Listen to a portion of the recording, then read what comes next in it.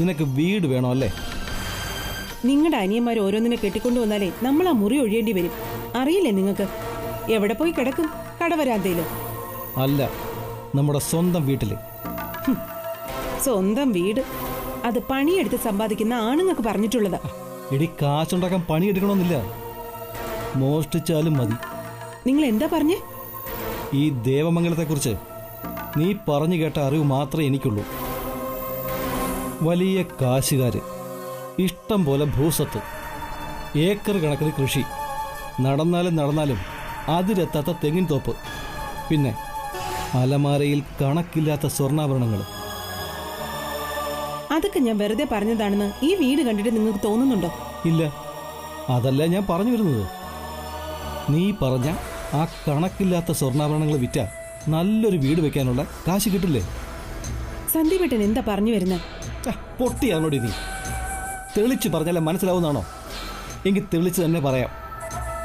അവര് തിരിച്ചു വരുന്നതിന് മുമ്പ് ഇവിടെയുള്ള ഉരുപ്പടികളും പണവും എടുത്ത് നമ്മൾ മുങ്ങും. മോഷ്ടിക്കാനോ? ഇത് നീ ഇങ്ങനെ പേടിക്കണ്ട ജയന്തി. നമ്മളാണിത് ചെയ്തതെന്ന് ഒരു മനുഷ്യനും അറിയാൻ പോകുന്നില്ല. പോലീസിനെ കണ്ടുപിടിക്കാനും കഴിയില്ല. ഒരു തെളിവും അവശേഷിപ്പിക്കാതെ കിട്ടിയതും കൊണ്ട് നമ്മൾ ഇവിടുന്ന് മുങ്ങും. ഞാൻ സമ്മതിക്കില്ല. കട്ട മുതലും കൊണ്ട് നിങ്ങൾ എനിക്ക് വീട് വെച്ച് തരണ്ട.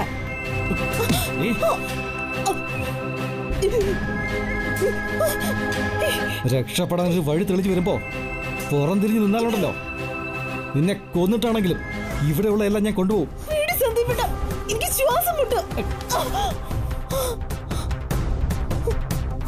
എടി, പൊന്നും പണവും മാത്രം എടുത്താൽ മതി. മോഷണം നടന്നത് പെട്ടെന്ന് ഇവിടെയുള്ളവരുടെ ശ്രദ്ധപ്പെടില്ല.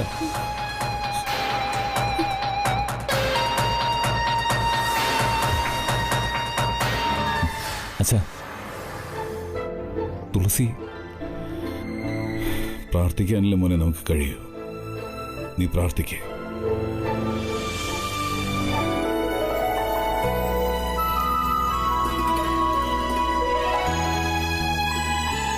സർ,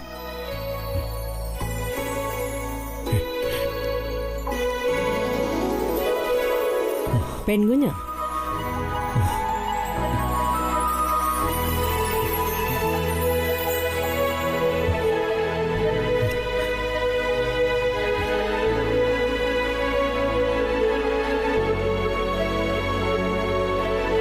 സിസ്റ്റർ, തുളസി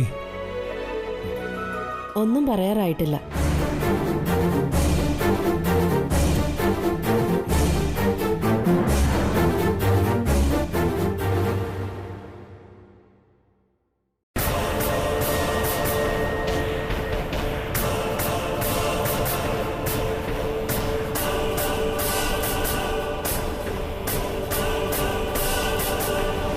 കാശായിട്ടും പൊന്നായിട്ടും ഇനി ഈ വീട്ടിലൊന്നും ബാക്കിയില്ല.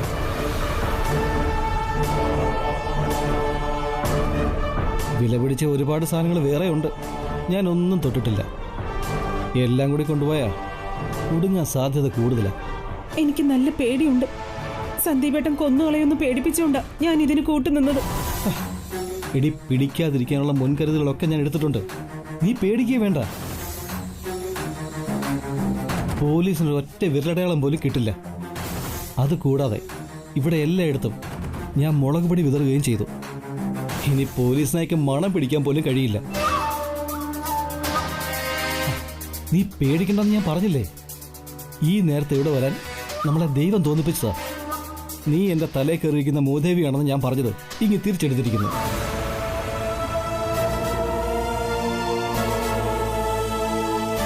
എന്നെ പേടിച്ച് നീ ഈ വീട്ടിൽ താമസമുണ്ടല്ലേ ഞാൻ നിന്നെ അന്വേഷിച്ചു വന്നേ. വീണ്ടും ഈ വീട്ടിൽ വരാനും ഇങ്ങനൊരു ഐഡിയ മനസ്സിൽ തോന്നാനും നിമിത്തമായത് അതല്ലേ? നീ മൂദേവിയൊന്നും അല്ല, എന്റെ ജീവിതം മാറ്റിമറിക്കാൻ വന്ന മഹാലക്ഷ്മി തന്നെയാ. ആരെങ്കിലും വരുന്നതിന് മുൻപ് നമുക്ക് ഇവിടുന്ന് പോവാം.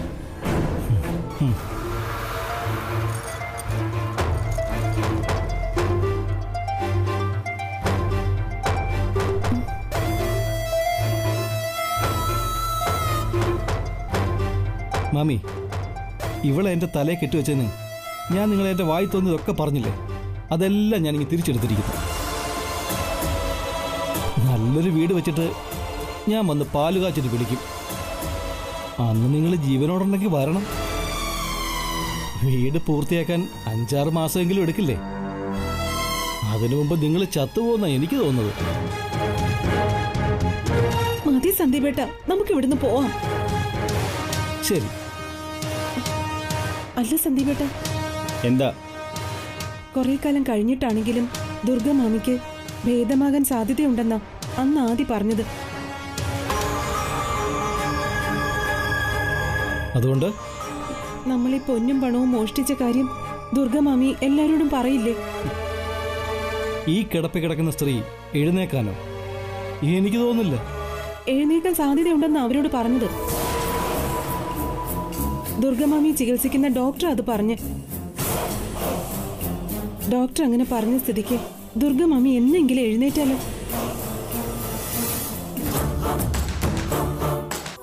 നമ്മൾ വീട് പണി തുടങ്ങാൻ പോകുന്നു അറിയുമ്പോ തന്നെ എല്ലാവരും ചോദിക്കാൻ തുടങ്ങും, ഈ പണിക്കുള്ള കാശൊക്കെ സന്ദീപേട്ടന് എങ്ങനെ കിട്ടിയെന്ന്. പുതിയ വീടും വെച്ച് സന്തോഷത്തോടെ താമസിക്കുമ്പോഴായിരിക്കും പോലീസ് വന്ന് നമ്മളെ പിടിക്കുന്നത്. പിന്നെ കുറെ കാലം ജയിലില്. പുറത്തിറങ്ങിയാലും അവരുടെയൊക്കെ മുഖത്ത് നമ്മൾ എങ്ങനെ നോക്കും? ഇതൊക്കെ ഇവിടെ വെച്ചിട്ട് നമുക്ക് തിരികെ പോവാം സന്ദീപേട്ട. കയ്യിൽ വന്ന ഈ മഹാലക്ഷ്മി കൈവിട്ട് കളയാനോ? ഇതെല്ലാം എടുത്ത സ്ഥലത്ത് തിരികെ വെച്ചിട്ട് വീണ്ടും പോയി തെണ്ടിയെ പോലെ ജീവിക്കാനോ? മനസ്സില്ല എനിക്ക്. അല്ലാതെ എന്ത് ചെയ്യും? വിധിച്ചിട്ടില്ല എന്ന് കരുതാൻ സന്ദീപേട്ട. കടത്തിണ്ടെങ്കിൽ കടത്തിണ്ണ, അത്രേ വിധിച്ചിട്ടുള്ളൂ എന്ന് ഞാൻ സമാധാനിച്ചോളാം. നീ എന്തിനിങ്ങനെ കടന്നു ചിന്തിക്കുന്നേ? എന്തായാലും നമ്മൾ നനഞ്ഞു. ഇനി കുളിച്ച് കയറുക തന്നെ. സന്ദീപേട്ടൻ എന്താ പറഞ്ഞു വരുന്നത്? ഈ സ്ത്രീക്ക് ഒരിക്കലും അസുഖം ഭേദമാവരുത്. ഈ കിടപ്പിൽ നിന്നും ഇവരെണീക്കരുത്.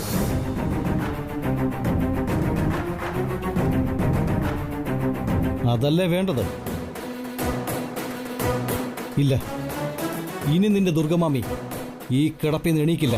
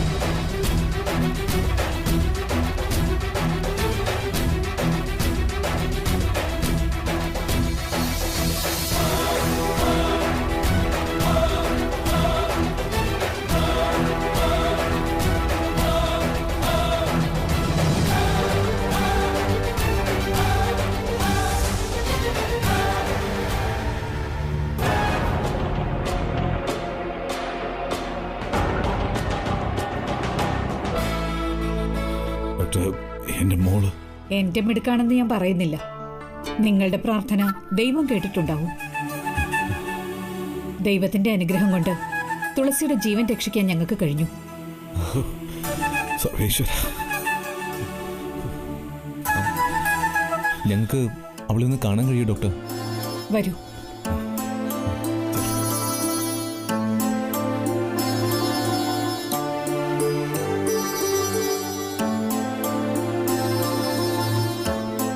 പേടിക്കണ്ട, അനസ്തേഷ്യയുടെ മയക്കോ. ഇനി ഭയപ്പെടാനൊന്നുമില്ല. എടാ ദുർഗ അവിടെ തനിച്ചായിട്ട് എത്ര നേരമായി? ഞാൻ അങ്ങോട്ട് പോയിക്കോട്ടെ. ഞങ്ങൾ മുത്തശ്ശനും മുത്തശ്ശിക്കായെന്ന് അവളോട് ചെന്ന് പറയട്ടെ.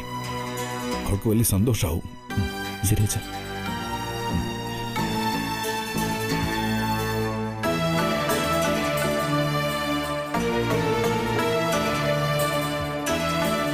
എടോ ദുർഗ, ഒരു സന്തോഷ വർത്തമാനം കൊണ്ടാണ് ഞാൻ വന്നിരിക്കുന്നത്. എന്റെ മുഖത്തേക്ക് നോക്കി. എന്റെ മുഖത്ത് കാണുന്ന സന്തോഷത്തിന്റെ 10,000 ഇരട്ടി എന്റെ ഉള്ളിലുണ്ട്. ഡോ മനസ്സുകൊണ്ടേ ഞാൻ തുള്ളിച്ചാടാടോ. എന്താ കാര്യം എന്ന് ചോദിക്കേ?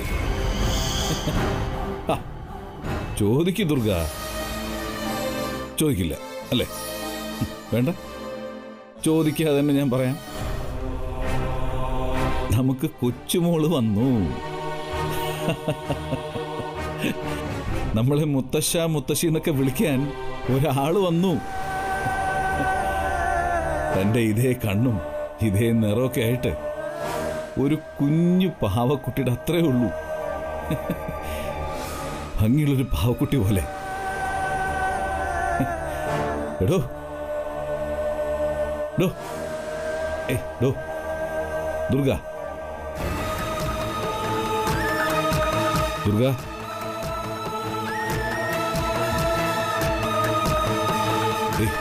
ദുർഗ, ദുർഗ, ദുർഗ, ദുർഗ, എടോ എടോ ദുർഗ, ദുർഗ.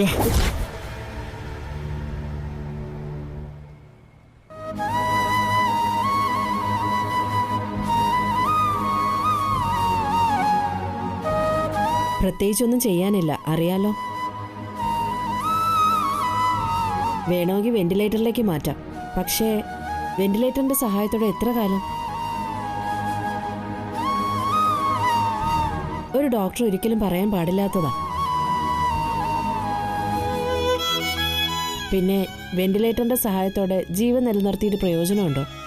നിങ്ങൾ തന്നെ ആലോചിച്ചു നോക്ക്. ആലോചിക്കാൻ ഒന്നുമില്ല ഡോക്ടർ. ഒരു ജീവന്റെ കണികയെങ്കിലും ബാക്കിയുണ്ടെങ്കിൽ അത് നിലനിർത്തണം. വെന്റിലേറ്റർ എങ്കിൽ വെന്റിലേറ്റർ. എന്റെ അമ്മയെ മരണത്തിന് വിട്ടുകൊടുക്കരുത്. വേണ്ടാതി.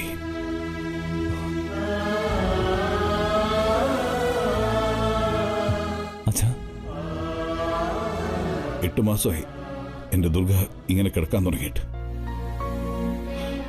ആരെ ആശ്രയിച്ച ശീലമില്ല അവൾക്ക്. എന്നെ ഒന്ന് കൊന്നു തരുമെന്ന് മനസ്സുണ്ടെങ്കിലും ചോദിക്കുന്നുണ്ടാവും അവള്. ജീവൻ നിലനിർത്താൻ വേണ്ടി വെന്റിലേറ്ററിലിട്ട അവളെന്നെ ശപിക്കാൻ തുടങ്ങും. എന്റെ ദുർഗയുടെ മനസ്സ് എനിക്കറിയാം. അവളിപ്പോ ഏറ്റവും കൂടുതൽ ആഗ്രഹിക്കുന്നതും മരണോ. ഈ പാവത്തിന്റെ ഈ ആഗ്രഹങ്ങളും ഞാൻ നിറവേറ്റി കൊടുക്കണ്ടേ?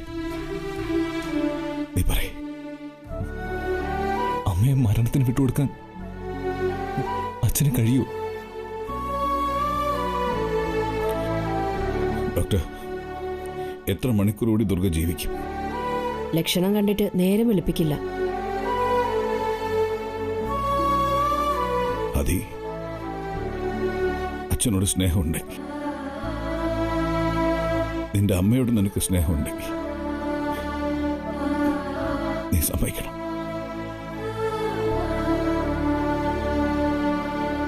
പോയിക്കോട്ടെടാ പാവം. ഈ നരക ജീവിതത്തിൽ നിന്ന് എങ്ങനെയെങ്കിലും രക്ഷപ്പെട്ടോട്ടെ. അച്ഛൻ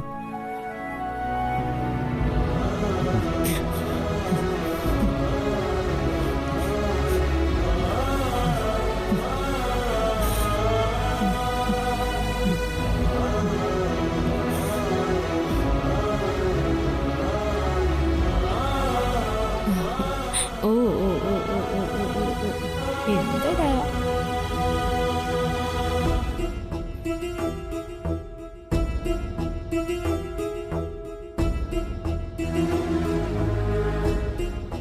കുഞ്ഞിനെ ഇങ്ങനെ ചേർത്ത് പിടിക്കുമ്പോ മോള് സർജറിയുടെ വേദന അറിയുന്നുണ്ടാവില്ല അല്ലേ? അത് അച്ഛൻ പറഞ്ഞത് സത്യം. കുഞ്ഞിന്റെ മുഖത്തേക്കൊന്ന് നോക്കിയാൽ മതി, എന്റെ എല്ലാ വേദനയും പോവും. അതാണ് ഒരു അമ്മയുടെ മനസ്സ്. അവിടെ കിടക്കുന്നുണ്ടൊരു സ്ത്രീ. സ്വന്തം മകളെ ഇതുപോലെ ചേർത്ത് പിടിക്കാൻ ഭാഗ്യം കിട്ടാതെ പോയൊരമ്മ. കരഞ്ഞ് കരഞ്ഞ് ഒടുവിൽ കരയാനും ചിരിക്കാനും ഒന്നിനും കഴിയാതെ ജീവനുള്ളൊരു ജഡം പോലെ 8 മാസമായിട്ട് കിടക്കുന്നൊരമ്മ. സ്വന്തം മകളുടെ സ്നേഹവും സാമീപ്യവും ലഭിക്കാതെ തന്നെ എല്ലാ വേദനകളിൽ നിന്നും ദുഃഖങ്ങളിൽ നിന്നും അവൾക്ക് മോചനം ലഭിക്കാൻ പോവാ. അവൾ മരിക്കാൻ പോവാ.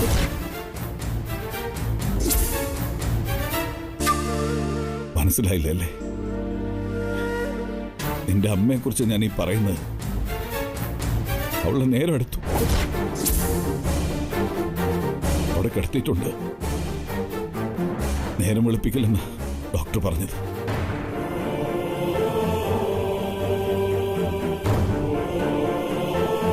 അവള് നിനക്കൊരു അമ്മയല്ലല്ലോ, വേറൊരു സ്ത്രീയല്ലേ. അവൾ ഈ ഭൂമിയിൽ നിന്ന് യാത്ര പോവുക. സ്വന്തം മകളുടെ നാവിന്ന് അമ്മയെന്നൊരു വിളി കേൾക്കാൻ ഭാഗ്യമില്ലാതെ, കൊച്ചുമോളുടെ മുഖം ഒരു നോക്ക് കാണാൻ ഭാഗ്യമില്ലാതെ നിന്റെ ശത്രു ഈ ലോകത്ത് നിന്ന് യാത്രയാവുക.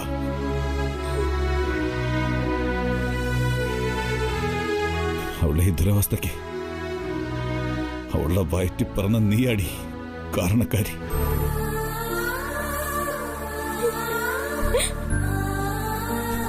നീ മാത്രം കാരണക്കാരി.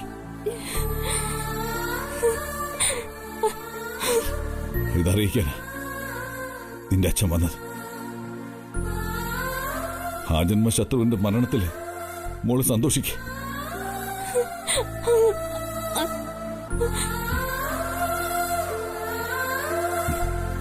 അച്ഛാ, അച്ഛാ.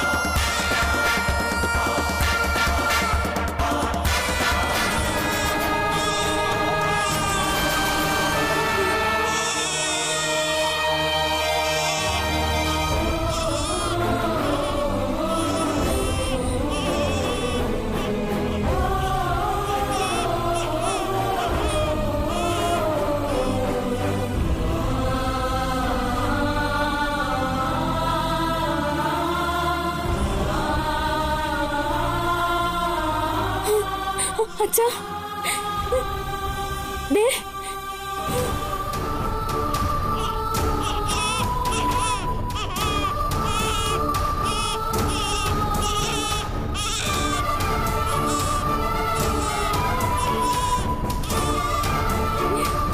അച്ഛാ, ദേ നോക്ക്.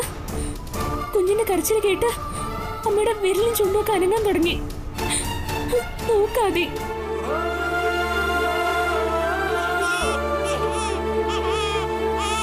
കൊച്ചുമോളുടെ കരച്ചിൽ കേട്ട് മുത്തശ്ശി ഉണരുക.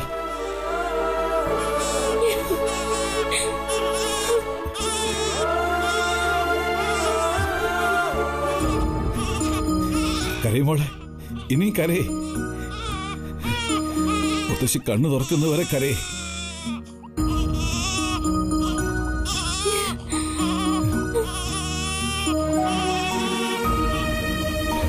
എന്റെ കുടുംബത്തിന്റെ കഷ്ടകാലം തീർക്കാൻ പറഞ്ഞോളാം എന്റെ കൊച്ചുമോള്.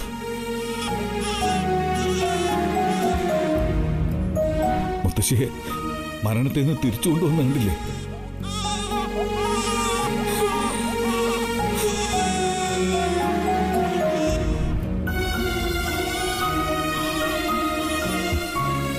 മോളെ, ഇന്ന് അമ്മേന്നൊന്ന് വിളിച്ച ദുർഗ പൂർണ്ണമായിട്ടും കണ്ണു ഉറക്കും.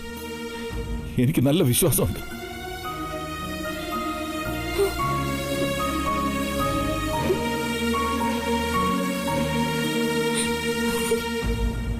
അമ്മേ,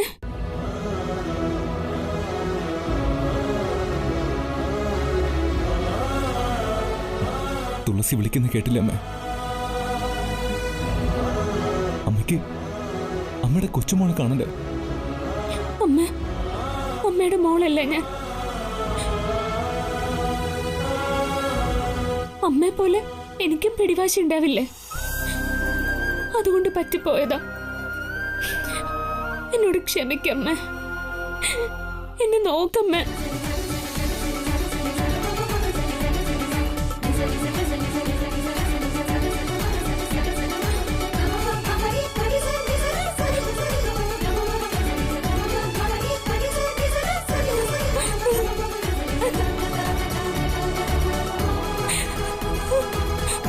അമ്മ,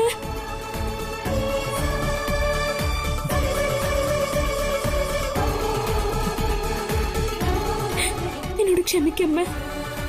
അമ്മയോട് ചെയ്തു പോയ എല്ലാ തെറ്റുകൾക്കും എനിക്ക് മാപ്പ് താ അമ്മ.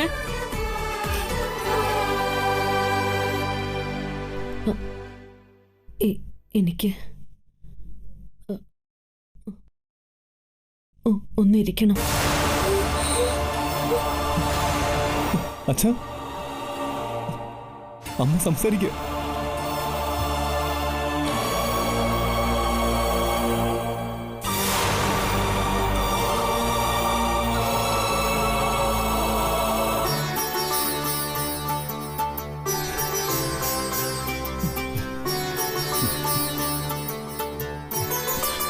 അമ്മേ,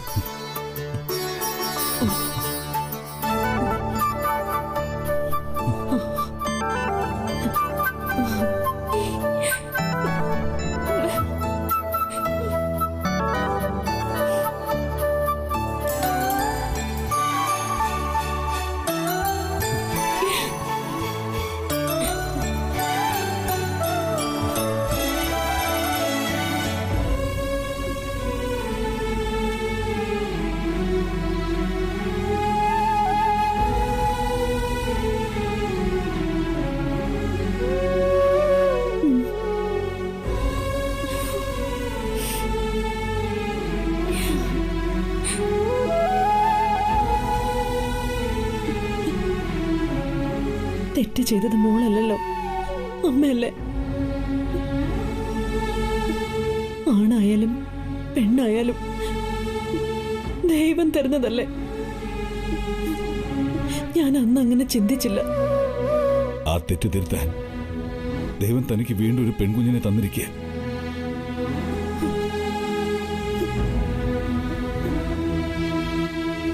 തുളസിക്ക് കൊടുക്കാൻ കഴിയാത്ത എല്ലാ സ്നേഹവും അവൾക്ക് കൊടുത്ത് തന്നെ ഈ കൊച്ചുമോളെ വളർത്ത്.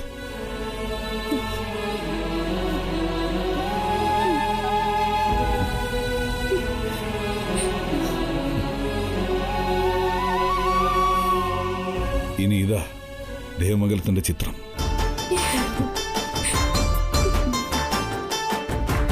പകയും ശത്രുതയും വൈരാഗ്യവും ഒന്നുമില്ലാത്ത പുതിയൊരു ദേവമംഗലത്തിലേക്ക് നമ്മൾ തിരിച്ചു പോകുന്നത്.